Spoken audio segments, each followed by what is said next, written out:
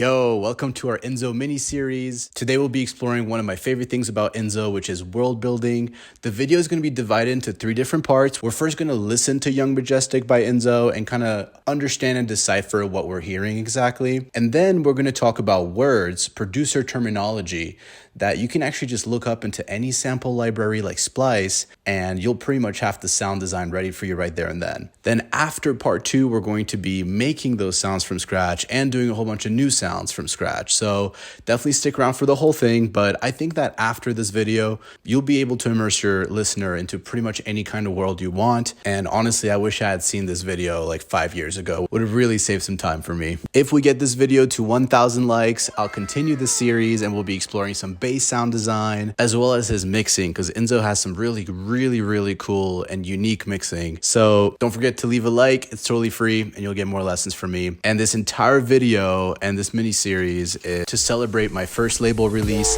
Lit Roosta. It's a lit track. It would go off at like 2 a.m. at a festival. And honestly, I just really want to hear it on a big sound system. So feel free to go download it, listen to it, dissect it. And you know, if you are a DJ, go out and play it. Send me a video, man. That'll make my month. I'm serious. So let's go ahead and listen to Young Majestic by Inzo and let's see what we can hear. Right off the bat, just from looking at this waveform, I can tell that there is a rise in information here, like a sweep of sorts, and then a kick that then throws us into some kind of long, wubby atmosphere. Let's go ahead and listen to it and let's see what it sounds like. Very somber, super cool. So that's kind of the first thing I want to express about this track, is that he starts with this really short rising noise sound into a kick, and then he begins his atmosphere. And it's this little combo here of like rising into an impact sound is such a powerful way to throw your audience into some kind of trance or into an atmosphere of your choice.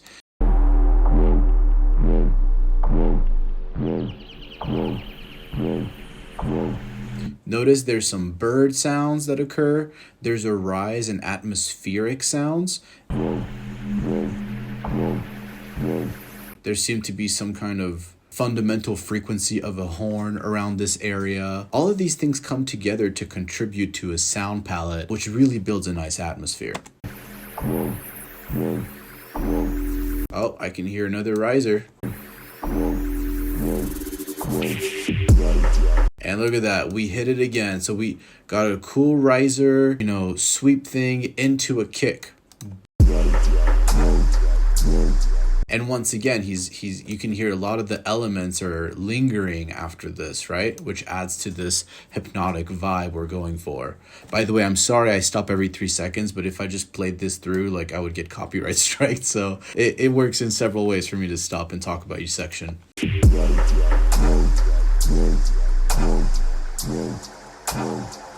So I can hear that he's starting to do a rhythmic riser now, very apparent one with these snare sounds.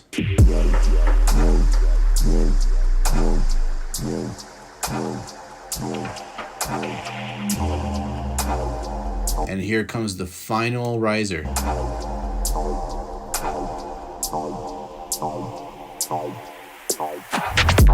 And notice he had another kind of like airy noise sweep that occurred.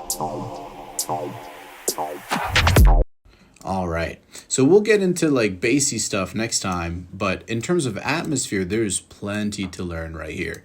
I actually used Young Majestic by Inzo as a reference track to make Lit Roosta, and it's quite apparent when you look here. So for example, we have this riser, which is actually, it's come to be like my little signature. It's like a producer tag in a way. I always start all my tracks with this little riser.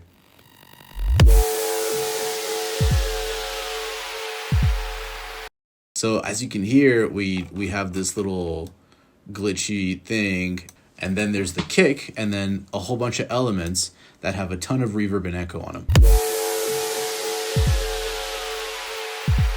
And I even had the main bass sound of Lit Roosta, because this is the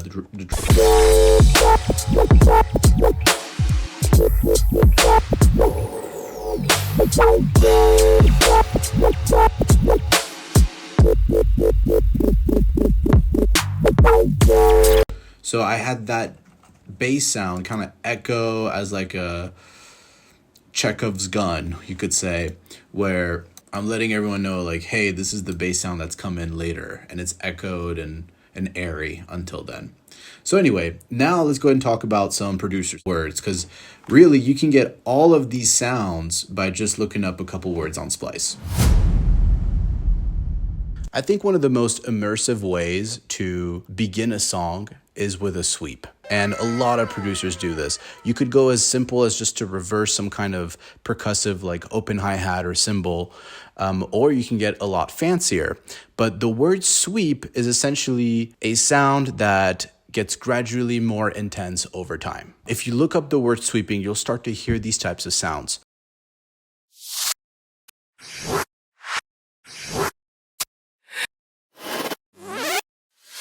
To begin the track, we're going to do a very, very small sweep. Afterwards, you want to have an impact sound. So impact sounds are a great way to start any section. I love to use them on build-ups, but there's really no rules. You can use them on anything.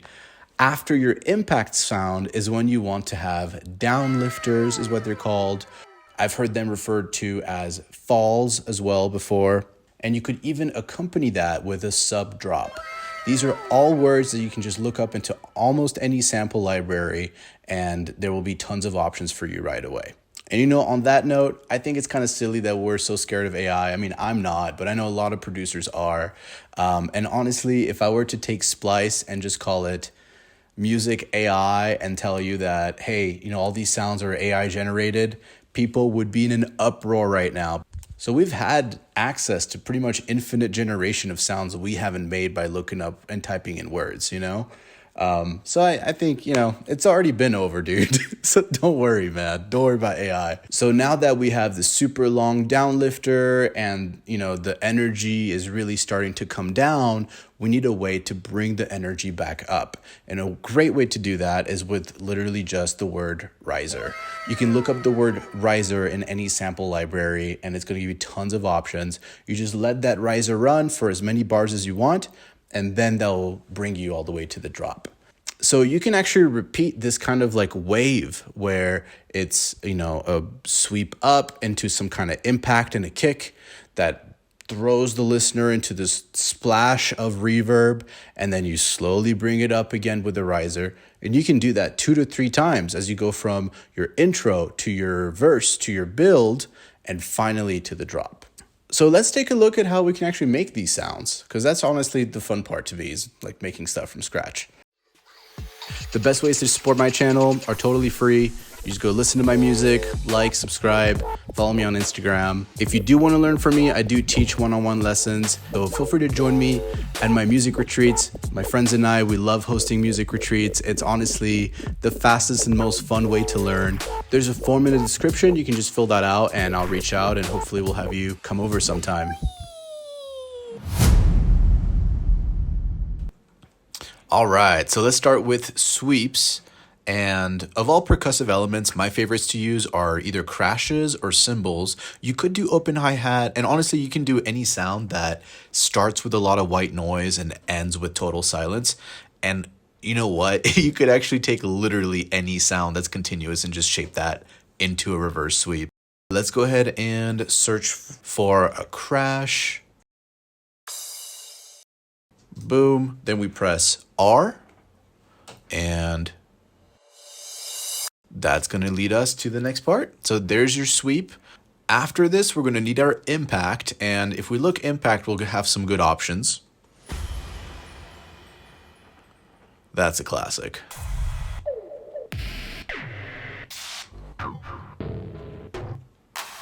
So basically, as you can deduce, an impact is a combination of sounds, which is typically some kind of transient and then some kind of splashy sound that's very reverbed. So to make that, we're just going to take a kick and we're going to add a downlifter.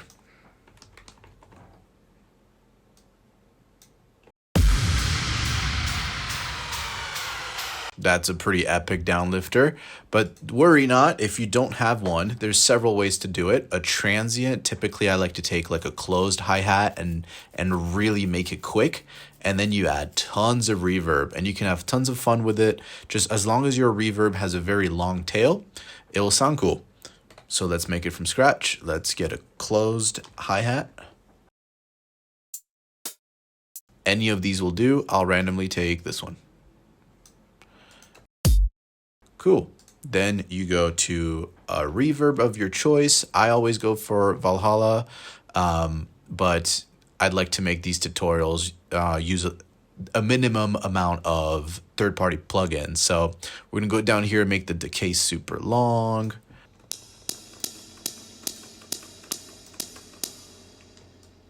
And then let's find a good part of this sample. You can sweep through samples by holding Shift and Control and then clicking with your mouse, and you can sweep through. Cool, and then let's increase the size. Let's increase the dry wet. We're getting there. Let's increase the volume. And then if you're not satisfied with it, you could also just duplicate it. There you go. You want your impact sounds to be louder than the sweep, or else it's just not going to sound right. So let's take this down a bit. Cool. The real essence of a downlifter is just straight up white noise. So we're going to get operator out. We're going to add a super long note, as long as we want our downlifter to be. Because we'll be selecting noise, you can use any note. So I just clicked a random one. And down here, we're going to switch. We're going to click on this little bottom section of operator and go to noise white. So now this is going to play white noise. The rest is just very tasteful EQing. I'm going to raise this a little bit and I'm going to play with it to understand what I like. Man, that is it, dude. Look at that. Man, how cool is that? So we're just going to take this EQ and sweep it down. And I don't think we should ever really have much low end on this noise. So we could use this EQ here to make sure that doesn't happen.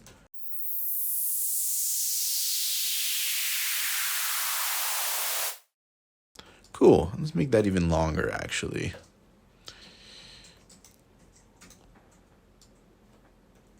A really fun way to spice up your downlifter is by messing with the panning. So let's get auto pan out and we're going to turn the amount to a maximum over time.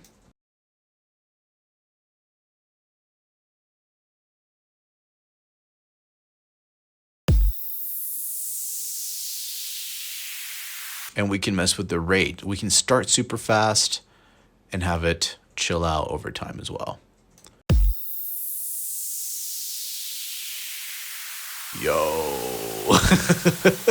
that is sick, dude. And then if we get the utility out, we definitely want our downlifter to chill out after some time on that.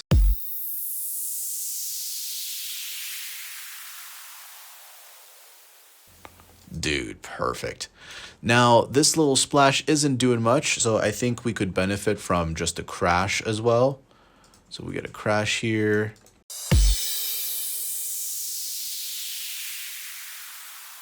And of course, we could add some reverb. Why not throw a little echo in there as well?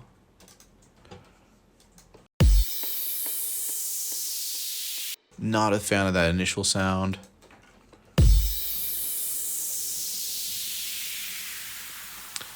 Cool, and the whole purpose of a downlifter is to bring the energy down.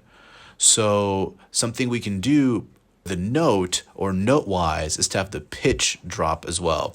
So let's go ahead and we could just use, oh, actually no, we'll get another operator for this.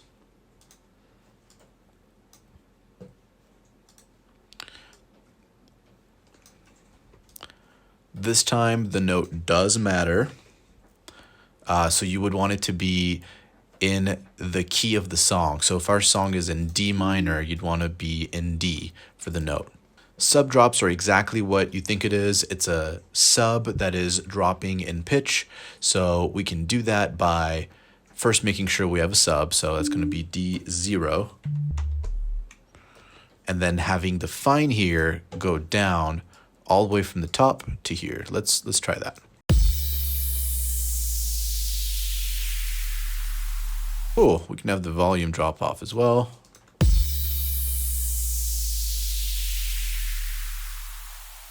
All right, let's see what we got so far.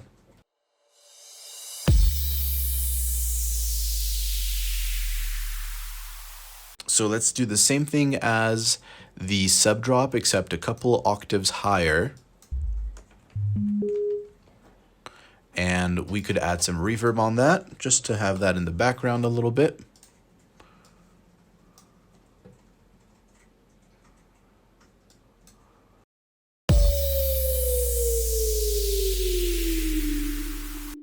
Nice. Maybe a little softer.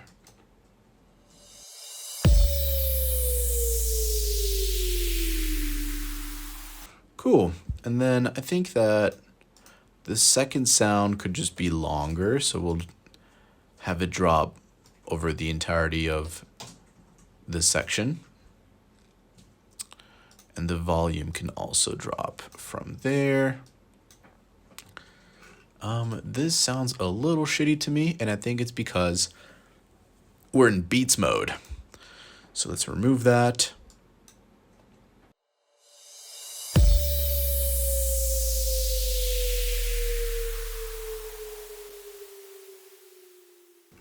Cool. So we got a pretty gnarly downlifter.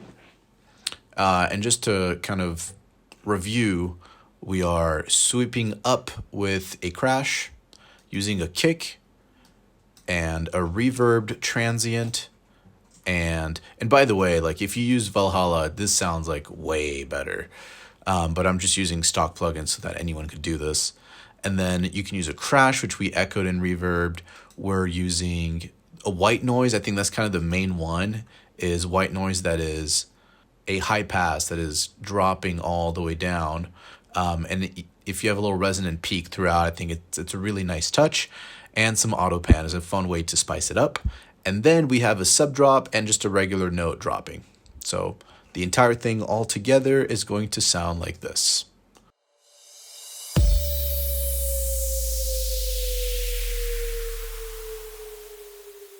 Now, let's talk about risers, because we want to be able to decrease the vibe and increase the vibe and create these waves, just like Inzo did in Young Majestic. I just chose this reverb. I like to make sure that my reverbs are complex so that there's no weird artifacts being added into the sound.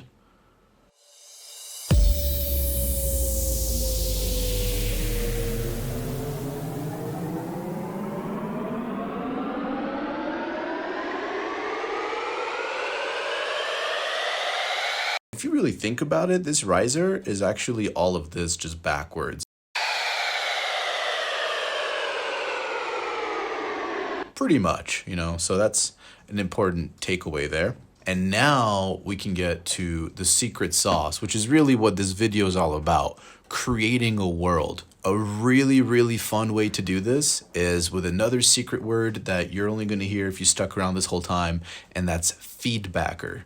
A feedbacker is basically taking a sound and feeding it back into its original source so that it gets louder over time. It's a very fun, trippy way to not only create an atmosphere, but overall have complete control on the vibe you're setting. So once again, we're going to take any sound. I think it'd be smart here to take your bass sound, but we don't have a bass sound for this track. I guess we'll just search wub.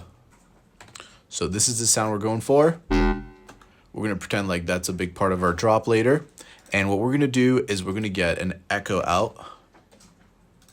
We're going to put the echo at 100% for the feedback if we wanted to maintain the sound. If we were to add tons of reverb to this, as well as removing frequencies from the sound, because we want it to sound distant. So if you want something to sound distant, you want to remove the higher frequencies, because they're not going to make it to your ear. They're going to die out sooner, which is why you hear the sub when you're entering a festival. You hear the bass and sub, but you don't hear all the details of everything above like 300 hertz. And we're also going to remove it because we want the sound to not be too heavy. By the way, make sure to turn this filter off, or else your sound will potentially die out over time, even if you're at 100%. But let's see what we got so far. And actually, let's turn it up to 105 so that it should get louder over time. Let's see how that transforms.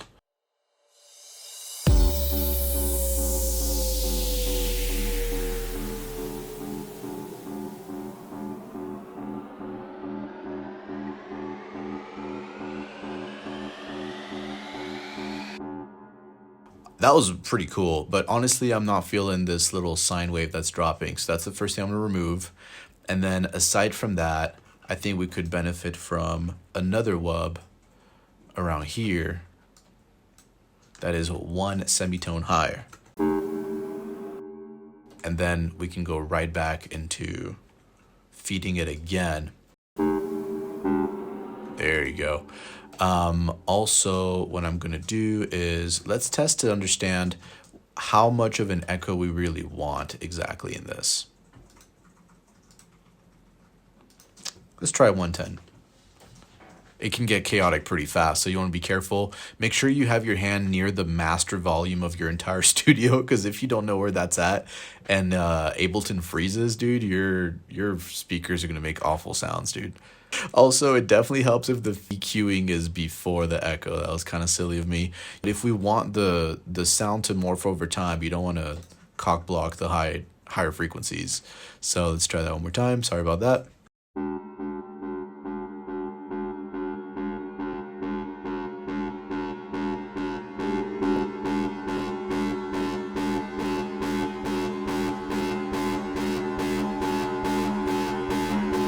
Nice. Okay, I like how it's morphing over time. There's more things we can introduce to this as well. What I typically reach for is redux.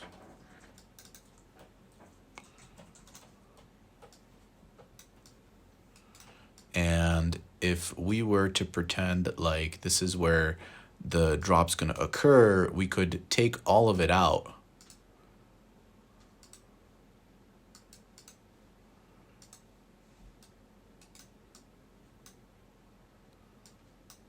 Cool. I kind of like how this morphs over time. Just to be safe, you can always add multi-band dynamics. You click on this and you just go down, and it's going to make it into a limiter. As you go up, you're looking at the ratio of compression of the sound as it approaches negative 10 decibels. So this will ensure that the sound will never go too crazy. And let's double check that.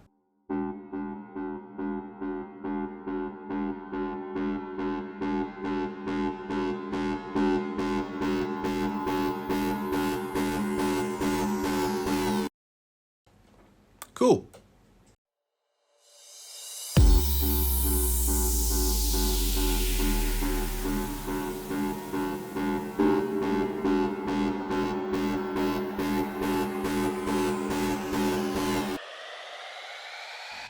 Dang, dude, that sounds really good, man.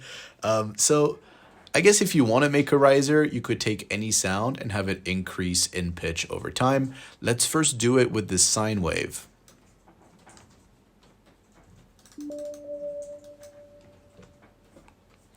And we're going to make this fine knob go up over time now.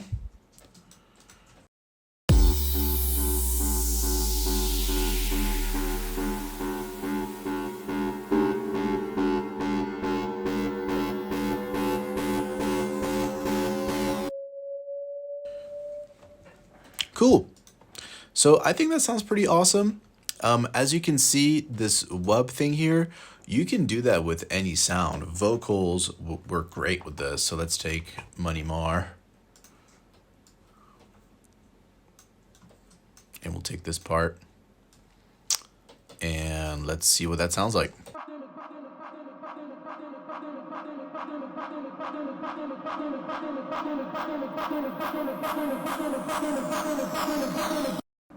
So as you can see, it's literally any sound will create a brand new texture. You just kind of have to decide which texture you want. And if you're ever, if it still sounds odd, try to use the tuner, because chances are you may just be adding notes together that don't sound good. So check the tuner to see. If it won't show you, you can always just open up Spectrum.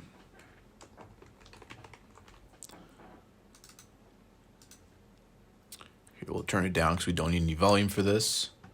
And let's see if there's a sine wave that pokes out more than the others. So there you go. As you can see in the lower left corner, we've got a D. We've got a D again, ish, up here. And then a G or A. But really the main frequency is this D. So you can kind of feel assured that as long as this song is in D, it'll sound good.